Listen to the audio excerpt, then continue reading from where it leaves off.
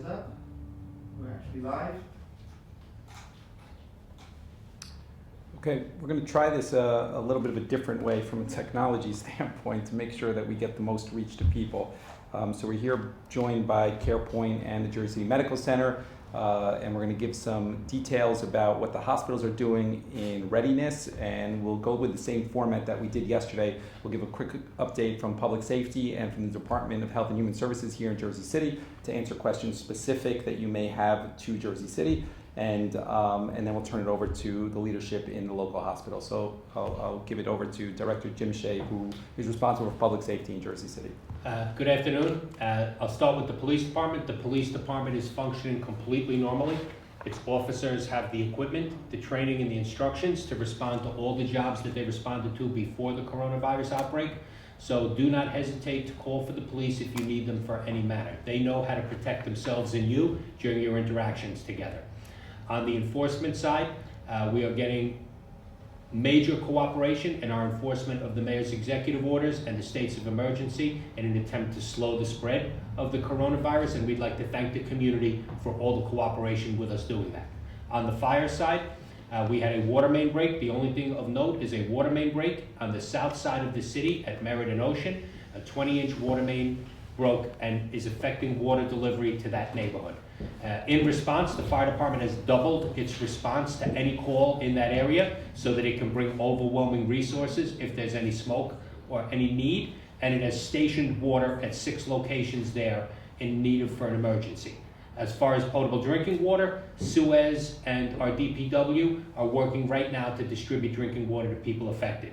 On the parking side, the only thing I would like to reiterate is that the only enforcement our parking is doing is if you're blocking someone's driveway so they can't get out if they need groceries or medical attention, or if you're parking on a corner or a fire hydrant, potentially affecting public safety.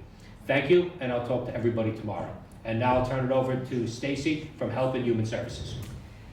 So good afternoon. I think yesterday I mentioned that we started with an essential employee team putting out some necessary food for the single resident occupancy buildings. We've been taking lists and identifying needs for our homeless shelters and outreach programming. We're continuing to operate our showers at Journal Square to support those in need, to align with our belief system in personal hygiene and cleanliness during this time. Today, we closed the senior lunch program at the Bethune Center, and we sent all seniors home with a week's worth of food, and we'll transition those seniors onto a delivery system over the course of the next few days. We'll be transitioning the rest of our senior congregate meal sites to a delivery system. So tomorrow, we'll have several more seniors getting meals and then transitioning them to delivery rather than our congregate meal sites so that we can encourage more seniors to stay in their home, like we are encouraging all of you to just stay home. And so we've moved into that direction. We are keeping open our Wic Clinic, and at the Wic Clinic, before you enter, we do take your temperature.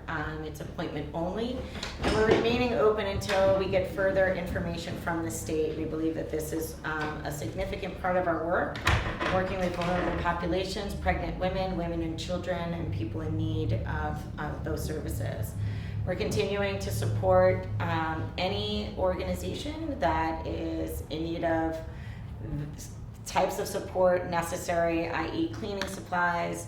We're asking you to give us a few days to provide you with a pretty comprehensive site on our JC Serves so that we can really allow people who are interested in volunteering and those willing to get out there, give us a few days so that we can make sure that you're staying at home now, and when we're ready to ask you to do something in the community, we'll continue to ask for your help. Okay, I'm going to turn over to the Jersey Medical Center leadership here. We have the Chief Medical Officer to run through a little bit of what they're doing for readiness. Sure. Thank you. Michael Loftus, Chief Medical Officer at Jersey City Medical Center. And I want to thank the Mayor for the opportunity to be here and share a little bit with the citizens of Hudson County, just a little bit about what the Medical Center is doing to be prepared as COVID-19 continues to run its course. So the team at the hospital continues to monitor the situation very closely. Every day there are changes and updates coming from the CDC, from New Jersey Department of Health, and from our local leaders. We are constantly following that flow of information, any updates recommended therein, and meeting as a leadership team every morning first thing to run through supplies, patient flow, all the things that will impact the flow of patients as this virus continues to sort of run its course through the area.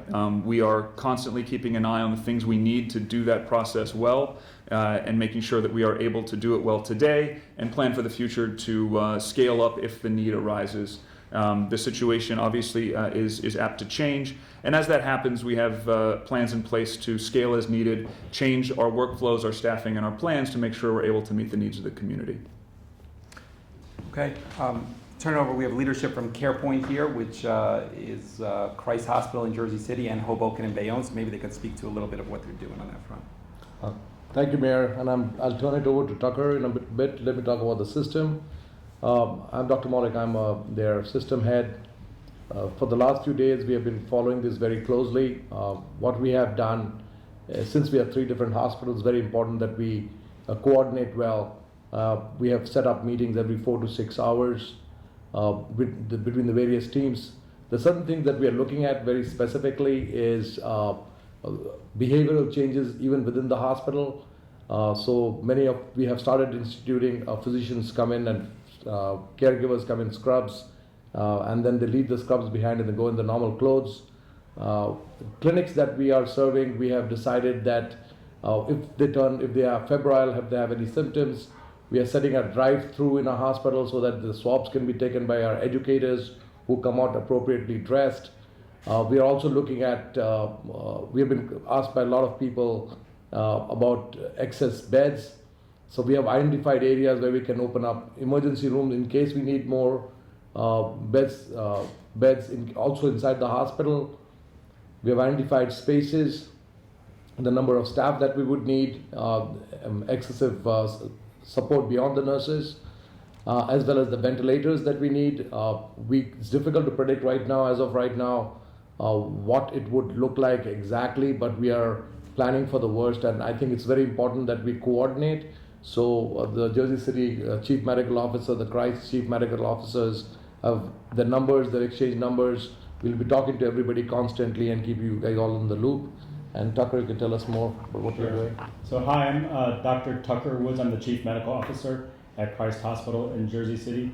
And we've been preparing for this for many months now. As far back as December, we made it a mandatory question to ask patients their travel history. We've been doing a lot of education with the staff. We've been doing a lot of training in terms of how to use the personal protective equipment. And if we do have a patient where we suspect coronavirus, we actually established a core team. It consists of ER doctors, ICU doctors, hospitalists, ER nurses, ICU nurses, and they get admitted, that patient would get admitted to a special floor. So the core team is just currently located on one floor, and then it can expand to other floors. We've been doing a lot of education with the community on the signs and symptoms and how the disease spreads so you can protect yourself.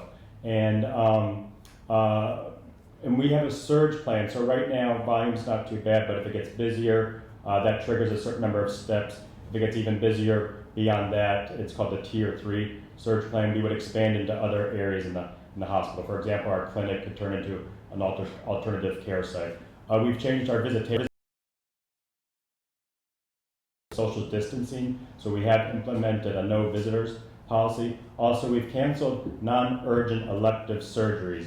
Again, that will help enforce social distancing. It'll help. Also, there's a shortage right now of blood donors, so we want to do less surgeries because that's been an issue. And also, if we need to expand into the surgical suites as part of our surge plan, that would enable us to do that. But we're making all the necessary preparations and taking all the right steps to make sure that we're ready for the patients that live in our community. Okay, I want to say thank you. Some of these questions here, I'll run through them really quick, particularly around the hospitals there in regards to ventilator and capacity issues. Maybe you guys could just speak to that a little bit in more detail. Sure. At the hospitals right now, we get a daily spreadsheet of how many ventilators are available in the hospital and then how many are actually in use. So it's something we do want to closely monitor because if we do have sick patients, they sometimes do need ventilatory support. Yeah, we have a similar process. We have a daily morning huddle around exactly that, our current supply, utilization, and anticipated need coming forward. And we're also backed by a large system. There are plans in place across our entire organization, Robert Wood Johnson Barnabas, to allocate additional vents should the need arise. Okay. And we're good from that perspective. Okay. I could see from some of the additional questions we're going to move to tomorrow when we're focused a little bit more on the quality of life, and we have our quality of life team here. So I do have a list of questions. We'll bring those up till tomorrow, and I just want to say for the time being, thank you for coming and listening. Thanks. Thank you. So what are they? Because Thank you. Sorry about that. Thank you. I'll have Jake here. Sorry.